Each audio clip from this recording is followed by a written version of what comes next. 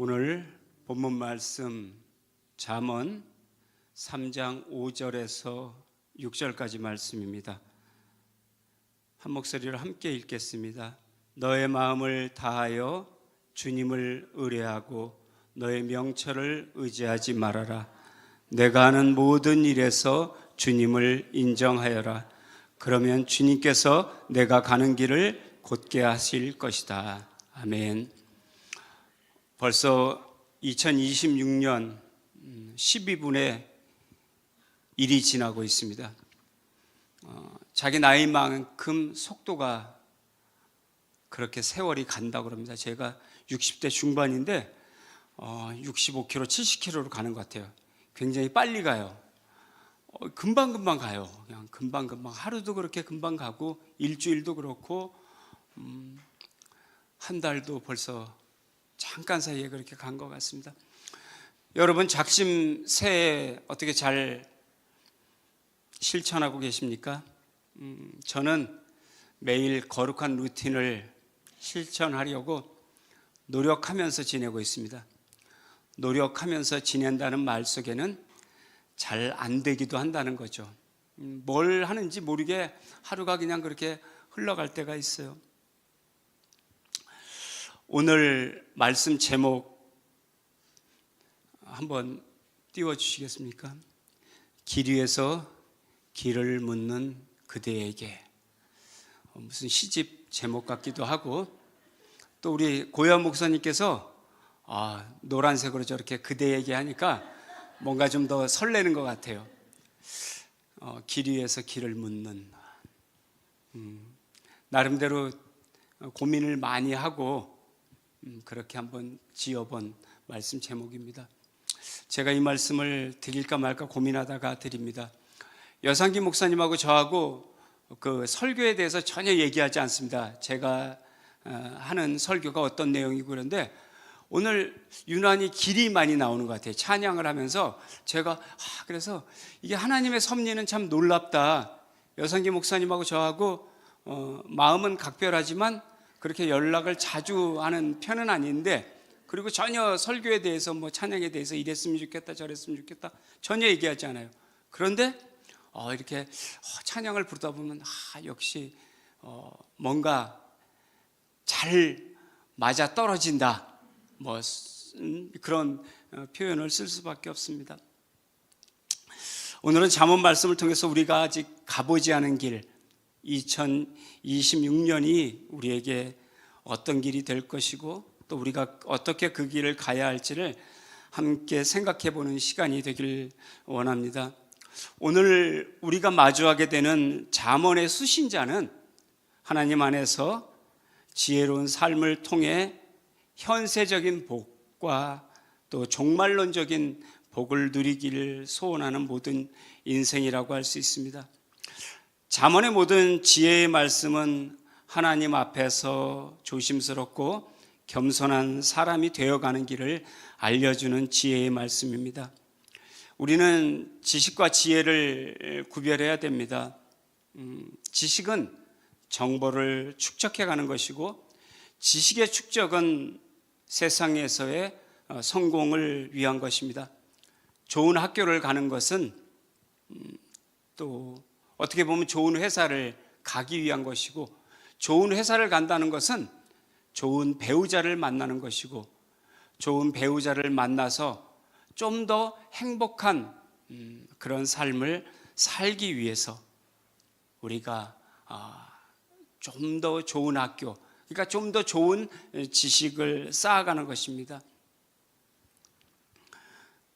그렇다면 잠언의 지혜는 세상에서의 성공하는 삶보다는 하나님을 더 깊이 알게 되는 것이고, 하나님을 깊이 알게 됨으로써 누리게 되는 진정한 삶의 행복이라고 말씀드릴 수 있습니다. 오늘 본문에는 포함되지 않았지만 잠언의 1장과 2절에서는 아비의 법과 명령을 따르는 것이며 이렇게 시작합니다. 그리고 그것을 실천할 것을, 여기서 아비라고 하는 것은 꼭 육신의 아버지만이 아니라 나보다 인생의 경험이 많은, 연륜이 많은 그런 사람들을 통해서 배우게 되는 지혜를 말하는 것입니다. 3절과 4절에서는 지혜의 두 번째 근원인 인간관계 안에서 가장 기본적이면서도 절대적인 가치라 할 수 있는 인자와 진리를 제시하면서 이를 실천하며 살아가라고 권면합니다.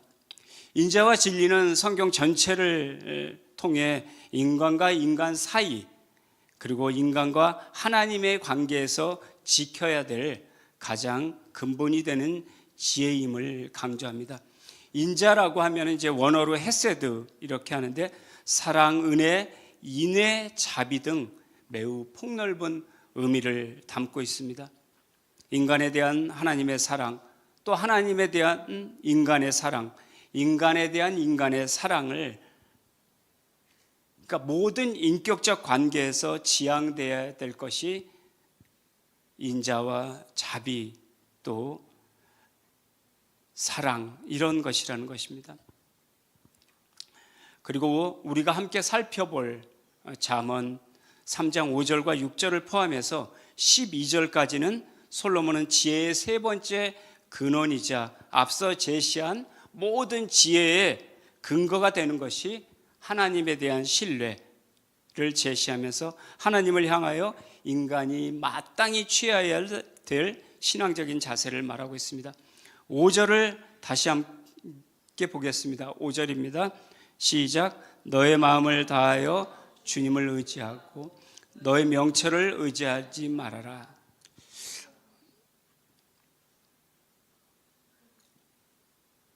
제가 잘못한 건 아니죠? 깜짝 놀랐습니다. 5절에서 마음을 다한다는 것은 부분적인 신뢰가 아닌 전적인 신뢰를 뛰어넘어서 전인적인 신뢰를 말씀하고 있습니다. 전적인 신뢰를 제가 이렇게 가만히 말씀을 묵상하면서 말씀을 준비하다 보니까 전적인 신뢰가 과연 뭘까? 내가 완전히 의지한다는 것은 무엇일까를 한번 생각해 보는데, 제가 정년퇴직하고 한 1년 가까이 요양보호사 일을 했어요. 그쪽에서 찾는 사람이 꼭 남자를 원한다는 거예요. 가서야 이제 그 이유를 알았어요. 저보다 몸집이 1.5배는 더 큰 것 같아요. 체중이 80kg를 넘고, 저는 60kg 초반인데 그분은 80kg 중반 이렇게 하고, 저보다 몸집이 엄청 커요. 그러니까 키도 크고. 그런데 이분이 뇌출혈로 인해서 몸의 반을 쓰지 못하는 거예요. 그리고 제가 갔던 지역이 연신내예요. 연신내인데 이게 좀 산비탈, 이렇게 높은데 빌라가 있는데 4층에 살았어요. 그분이 4층에 살았는데 엘리베이터가 없죠. 거기는 엘리베이터가 없어요. 그러니까 그분들이 처음에 제가 갔을 때 저를 바라보는 그 눈빛을 지금도 잊을 수가 없어요. 내일부터 안 오겠구나, 이런 눈빛이었어요. 그러니까 저에 대해서 불신을 갖는 거예요. 왜냐하면 저를 의지해야 될 그분이 저보다 몸이 훨씬 크고 체중도 많이 나가고, 그 다음에 그분은 자기 힘으로는 도저히 제대로 걸을 수조차 없는 분이고, 저는 그분들이 볼 때도 왜소해 보이고, 그러니까 그렇다고 제가 간 첫날 내일부터 오지 마세요, 사람을 바꿔야 되겠어요, 이런 말도 못하고, 너무 힘드니까 다른 분들이 잘 안 오려고 그러는 거예요. 그 며칠 해보고는 그냥 안 오니까 어쩔 수 없이 그분들이 저에게 그 아픈 환자분, 그 남자분을 저에게 의지하게 했어요. 그러니까 제가 그래도 얼마나 제 몸으로 힘을 써가지고 그분을 이제 모시고 다녔겠어요. 근데 그분도 긴장을 하는 거죠. 그러니까 그분 입장에서는 더 아픈 거예요, 사실 어떤 면에서는.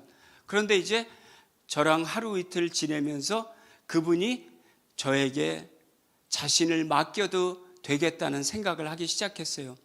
그러니까 그분이 저를 의지하는 게 제 몸에서 느껴져요. 너무 힘이 들어요. 제가 이 허리에 두르는 복대 이런 거를 한 번도 태어나서 해본 적이 없는데 그때 그 일을 하면서 이걸 했어요. 그리고 그 가족분들도 저를 이제 믿기 시작한 거예요. 그리고 전적으로 아버지의 케어를 저한테 맡겼어요. 그래서 제가 1년 가까이 이렇게 그분을 돌봐드리고 굉장히 나중에 많이 그래도 좋아지셨을 때 제가 이제 다른 직장을 구하면서 이제 옮겼습니다. 그분이 저를 100% 신뢰했어요. 저를 100% 신뢰했기 때문에 그분의 온 몸을 그분보다 제가 작지만 저한테 맡겼습니다. 그 생각을 하면서 이런 생각을 해봤습니다. 하나님께 우리의 모든 것을 맡긴다고 하나님께서 그렇게 힘들어 하실 분인가? 하나님은 훨씬 우리보다 크시고 강하신 분이라 우리가 아무리 우리의 모든 것을 맡겨도 하나님은 힘들어 하시는 것이 아니라 기뻐하실 것이다. 이런 생각을 하게 되었습니다. 자신의 몸을 가눌 수 없는 상황에 놓인 사람은 상대방을 믿게 되면 자신의 온 몸을 맡길 수밖에 없습니다. 하나님은 우리의 인생을 맡기고 남을 만큼 큰 존재, 강한 존재이시기에 우리는 아무런 두려움 없이 우리의 삶을 그분께 맡길 수 있어야 합니다. 마음을 다한다는 것이 어떤 결과를 기대하게 되는지 시편 119편 10절에서 시편 기자는 이렇게 고백합니다. 시편 119편 10절을 함께 읽겠습니다. 시작. 내가 온 마음을 다하여 주님을 찾습니다. 주님의 계명에서 벗어나지 않게 하여 주십시오. 시편 기자는 시편 119편 10절을 통해서 조건과 결과, 그러니까 원인과 결과를 모두 고백하고 있습니다. 온 마음을 다하여 주님을 찾는 자는 결코 주님의 계명에서 벗어나는 삶을 살아갈 수 없기 때문입니다. 우리는 하나님을 신뢰한다고 말하면서 행동은 자신이 믿고 싶은 대로 할 때가 많습니다. 그리고 그 결과가 좋지 않을 때만 하나님을 원망하기도 합니다. 결정은 자기가 하고 책임은 하나님께 돌리는 모순된 삶을 살아가고 있는 것입니다. 하나님께서 책임지기를 원한다면 하나님께서 원하시는 삶을 우리가 살아야 하는 것입니다. 하나님이 책임지시는 삶은 하나님께 순종하는 삶인 것입니다. 5절 하반절에서 말하는 명철은 자신의 상식과 계산 그리고 자신의 경험을 우선하는 것입니다. 명철을 의지하는 것이 죄라고 말할 수는 없습니다. 그러나 지나친 자기 신뢰는 자기가 인식하지 못하는 사이에 자신을 우상으로 만들어버리기도 합니다. 우리가 세상을 살아가면서 무너지는 삶을 사는 사람들을 가만히 바라보십시오. 그런 사람들은 지나치게 자기 자신을 신뢰했던 사람들입니다. 그렇기 때문에 또 교만할 수밖에 없고 그래서 무너진 것입니다. 우리의 삶에는 하나의 길만 주어지는 것이 아닙니다. 수많은 길 가운데 우리가 어떤 길을 걸어갈지를 결정해야 할 때가 많습니다. 우리가 어떤 길을 선택할지를 생각하기 전에 과연 우리에게 길이 무엇일까를 먼저 생각해 보아야 합니다. 예수님께서는 요한복음 14장 6절에서 예수님 자신이 길이라고 말씀하셨습니다. 요한복음 14장 6절을 함께 보겠습니다. 시작. 예수께서 그에게 말씀하셨다. 나는 길이요 진리요 생명이다. 나를 거치지 않고서는 아무도 아버지께로 갈 사람이 없다. 예수님께서는 우리에게 예수님 자신이 길이라고 말씀하셨습니다. 예수님께서는 하나님께로 가는 길을 보여주시고 알려주시는 분이 아니고 하나님께로 가는 길이 되어주시는 분입니다. 예수님 말고는 세상에서 나는 길이다 라고 말할 수 있는 존재는 아무도 없습니다. 예수님 외에 세상에서 나는 길이라고 말하는 존재가 있다고 주장하는 곳이 있다면 그건 이단입니다. 영어 성경으로 보면 예수님께서 길이라고 말씀하실 때 I am the way라고 하셨습니다. 예수님께서 길이라고 말씀하셨을 때 그냥 way라고 하지 않고 the way라고 했습니다. 중학교 때 영어 공부를 조금만 해보신 분은 the way와 way의 차이를 아실 것입니다. the way는 그 길, 유일한 길이라는 뜻입니다. 유일한 길, 그러니까 하나밖에 없는 길임을 분명히 밝히고 있습니다. 우리가 인생을 살다 보면 여러 길 앞에 설 때가 있습니다. 잠언 14장 12절에서 길에 대해 이렇게 말씀하고 있습니다. 잠언 14장 12절을 함께 보겠습니다.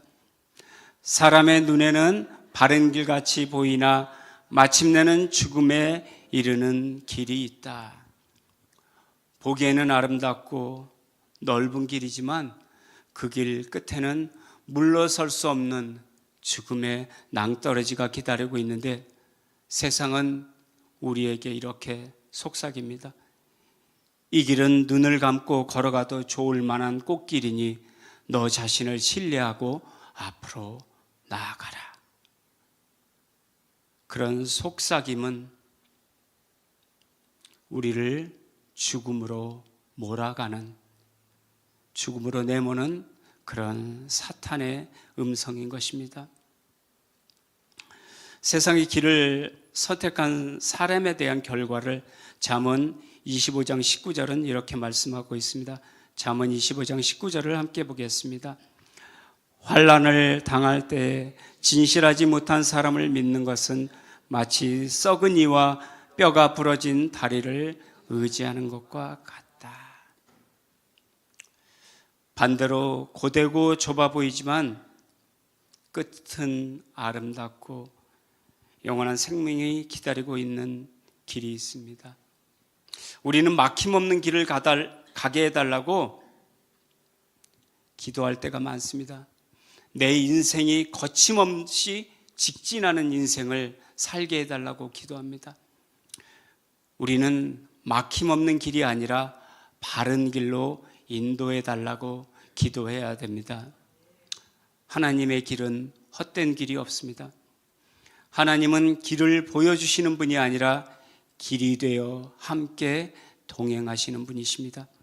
그 증거를 히브리서 11장 8절은 이렇게 말씀하고 있습니다. 히브리서 11장 8절을 함께 보겠습니다. 믿음으로 아브라함은 부르심을 받았을 때에 순종하고 장차 자기 몫으로 받을 땅을 향해 나갔습니다. 그런데 그는 어디로 가는지를 알지 못했지만 떠난 것입니다. 하나님께서는 아브라함에게 길을 보여주시지는 않았지만 동행하시는 분임을 아브라함은 믿었기에 아브라함은 망설임 없이 길을 떠날 수 있었습니다. 우리가 걸어갈 2026년의 시간을 길이라고 한다면 우리가 걸어갈 길은 어떤 길일까요? 오늘 본문의 잠언 3장 6절 끝부분에 보면은 내 길을 곧게 하신다는 말씀이 있습니다. 그런데 우리 한글로 볼 때는 그냥 길이지만 영어 성경으로 볼 때는 길은 크게 두 가지가 나옵니다. 자막을 한번 보여주시면 웨이는 계획한 대로 잘 만들어진 길입니다. 그러니까 웨이라고 하는 것은 고속도로를 하이웨이라고 하지 않습니까? 길이 아주 잘 닦여진 길이에요. 전혀 가는데 어려움이 없습니다. 그런데 패스라고 하는 것이 있습니다. 제 발음이 정확한지는 모르겠는데 PATH. 지금 잠언 3장 6절 끝부분에 내 길을 곧게 하신다 할 때도 패스를 씁니다. 이 패스는 어떤 길이냐면 그냥 사람들이 이렇게 많이 다니다 보니까 만들어진 꾸불꾸불한 길, 그저 산비탈을 오르다가 이렇게 사람들이 많이 가서 생긴 길을 패스라고 합니다. 그러니까 잠언 3장 6절에서 내 길을 곧게 한다는 그것은 패스를 웨이로 만들어 주신다는 것입니다. 우리가 예수님 밖에 있을 때 살아가는 길은 예수님이 말씀하신 더 웨이가 아닙니다. 우리는 구불구불한 길을 힘들게 걸어갈 수밖에 없는 그런 존재들입니다. 그런데 예수님이라는 길 위에, 예수님이라는 길 안에 있을 때 우리가 걸어가는 길이 웨이가 되는 것입니다. 오늘 본문 6절을 함께 보겠습니다. 6절입니다. 내가 하는 모든 일에서 주님을 인정하여라. 그러면 주님께서 내가 가는 길을 곧게 하실 것이다. 아멘. 6절에서는 조건과 보상이 함께 기록되어 있습니다. 우리가 가는 길을 곧게 하시는 하나님의 은혜는 우리가 하는 모든 일에 하나님을 인정할 때 이루어집니다. 내가 하는 모든 일, 개역개정에서는 범사라고 번역하고 있습니다. 모든 일이라는 것은 작은 일이든 큰 일이든 구별하지 않고 모두를 말하는 것입니다. 우리 가만히 생각해 보십시오. 우리는 큰일 앞에서는 기도합니다. 기도하지 말라고 해도 기도합니다.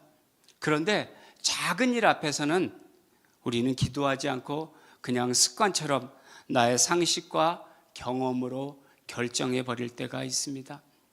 작은 일이든 큰 일이든 하나님께 지혜를 달라고 기도하는 것은 모든 일에 하나님의 도우심이 필요한 연약한 존재라고 우리를 인정하는 것입니다. 6절의 모든 일, 범사에 해당하는 히브리어 때레크는 또 다른 의미로 길과 통로라는 그런 의미를 가지고 있기도 합니다. 그러므로 이 단어가 본문에서 삶의 영역에서 일어날 수 있는 크고 작은 모든 일을 가리키는 것입니다. 인정하라는 말은 하나님의 뜻을 헤아려 알기 위해, 하나님의 뜻을 발견하고 체험하기 위해 하나님께 더 집중하라는 권면으로 받아들일 수 있습니다. 또한 더 나아가 이 단어는 머리로만 아는 데서 그치는 것이 아니라 온몸으로 깨닫게 된 하나님의 뜻에 순종하며 실천하는 것을 의미합니다. 그 뜻에 기꺼이 순종하고자 하는 겸손한 신앙 태도를 의미하는 것입니다. 우리는 길 위에 있습니다. 길 위에 있지만 우리는 늘 길을 물어야 합니다. 묻는다는 의미에는, 묻는다는 말 속에는 두 가지 의미가 있습니다. 몰라서 묻기도 합니다. 그런데 알아도 확인하기 위해서 묻기도 합니다. 내가 가는 이 길이 바른 길인지 알기 위해 물어야 하는 것입니다. 우리 모두는 예수님이라는 길 위에 있는 사람들입니다. 앞서 말씀드렸지만 길 위에 있다는 것은 또 길 안에 있다는 의미이기도 합니다. 운전하는 남자분들 중에 이상한 고집 같은 게 있는 분들이 있습니다. 길을 잘못 찾으면서도 절대 묻지 않는 겁니다. 그렇게 가다가 이제 아내의 잔소리가 시작되고 모르면 내려서 물어보든지 차를 세우고 물어보지 왜 계속 헤매고만 다니냐, 아니면 여자친구거나 가족 중에 이제 그러면 이제 한 사람인가 누군가 나서서 길을 물어보면 금방 목적지에 도착합니다. 그런데 이상하게 묻지 않는, 저 자신도 그런 것 같아요. 저는 여기서 서부경찰서가 굉장히 가까워요. 저기 응암동 이마트 있는데 누굴 만나기로 했는데 그 근처를 한 1시간 가까이 돌았던 것 같아요. 그때는 물었어요. 또 물었는데도 잘 못 찾겠더라고요. 저는 내비게이션에게 너무나 감사하면서 살아가는 사람 중에 한 사람입니다. 우리가 처음부터 길을 물어보았다면 고생을 덜 했을 텐데 우리는 묻지 않으려고 하는 그런 잘못된 습관 또는 고집을 가지고 있습니다. 우리는 길 위에서 길을 물어야 합니다. 그것은 우리가 바른 길을 하나님과 함께 가고 있는지 확인하기 위함입니다. 하나님께서는 잠언 3장 6절 하반절에서 우리가 가는 길을 곧게 하신다고 말씀하고 있습니다.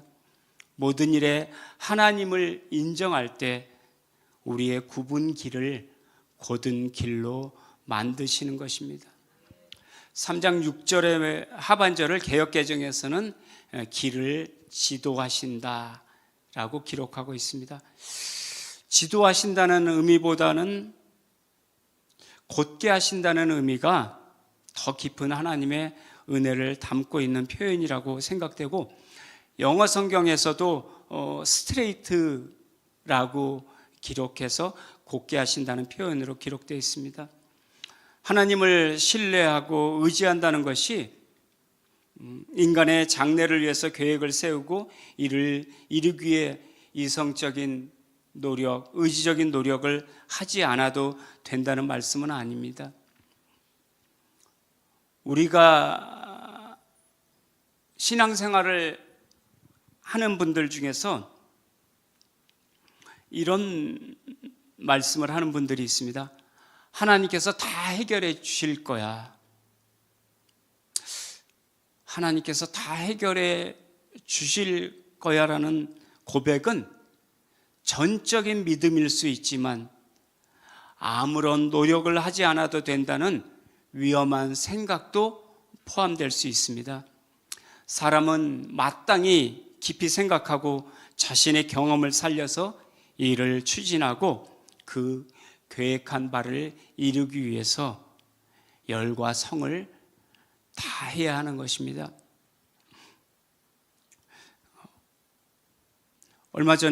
며칠 전에 영화를 봤어요. 신의 악단이라는 영화, 여러분도 기회가 되시면 꼭 보시기 바랍니다. 그 영화를 보면서 갑자기 담임 목사님 생각을 하게 됐습니다. 왜 그러냐면 담임 목사님께서 설교하실 때 가열차게란 말씀을 하신 적이 있어요. 근데 거기서 이제 그 영화에서 가열차게가 나옵니다. 가열차게. 제가 왜 이 말씀을 드리냐면 우리가 가열차게 우리가 해야 될 일은 해야 한다는 것입니다. 다만 그 이전에 하나님을 의지하고 하나님의 지시와 섭리를 따라 실천하는, 하나님을 신뢰하는 태도를 가져야 한다는 것입니다. 제가 거듭 말씀드리지만 우리는 길 위에 있습니다.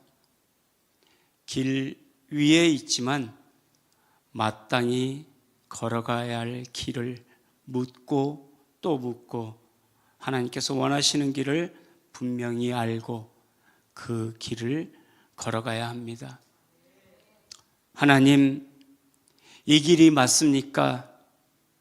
지금 저의 이 선택이 옳습니까? 라고 하나님께 질문하며 답을 얻어 2026년 하나님께서 기뻐하시는 길을 걸어가시는 저와 여러분 되시기를 소망합니다. 기도하겠습니다. 하나님 아버지, 감사합니다.